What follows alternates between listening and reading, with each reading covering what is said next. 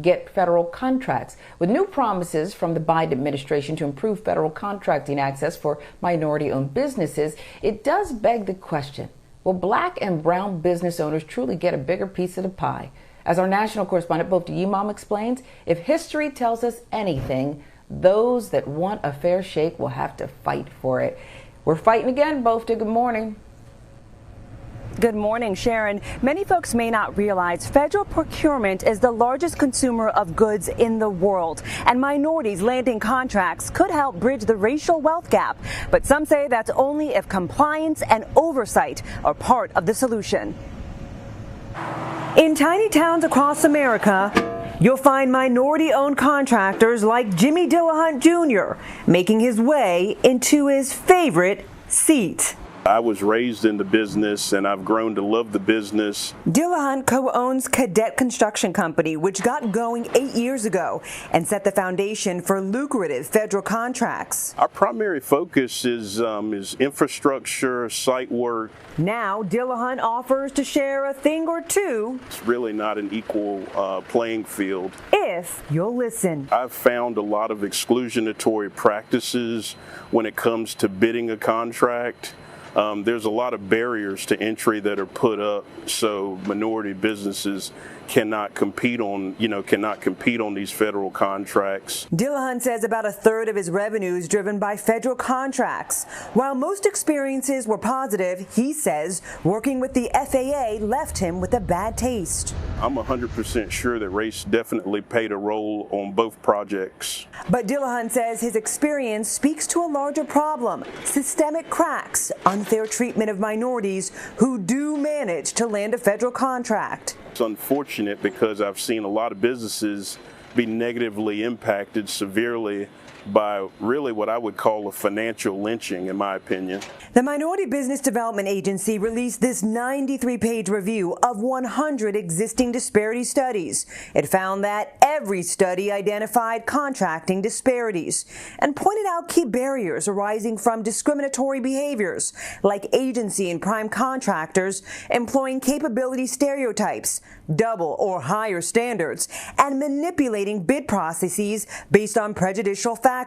The review suggested adding innovative policies, including research into real ramifications for a firm that engages in discriminatory behavior and is caught.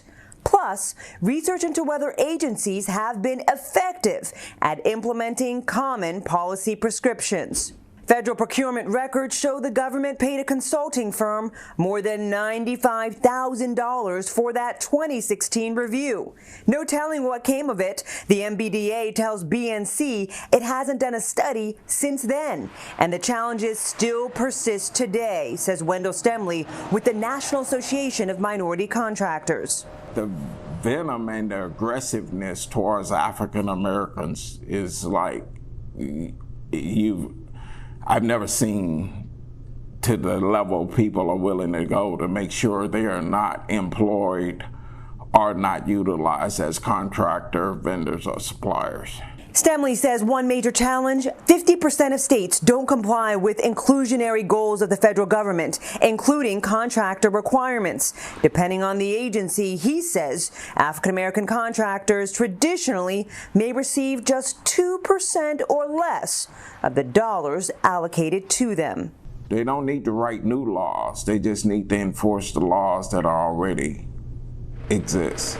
Meanwhile, the Biden administration hopes to raise the bar with more dollars. I'm going to increase the share of the dollars the federal government spends to small disadvantaged businesses, including black and brown small businesses.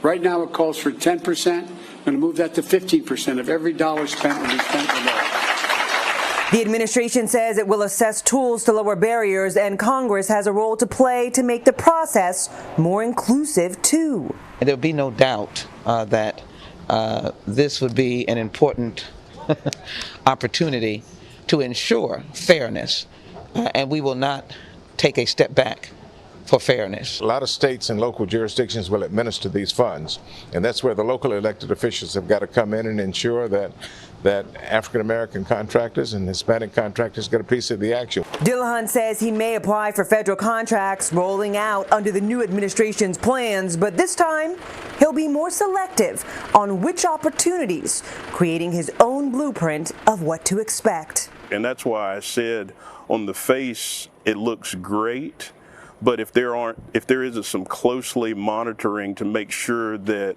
a minority contractor or subcontractor is going to be treated fairly and in accordance with the contract, it really it really diminishes the grant opportunity. Now, we did ask the FAA about Dillahunt's allegations. It says the contract was terminated through a mutual agreement and would not go into any further detail. Sharon.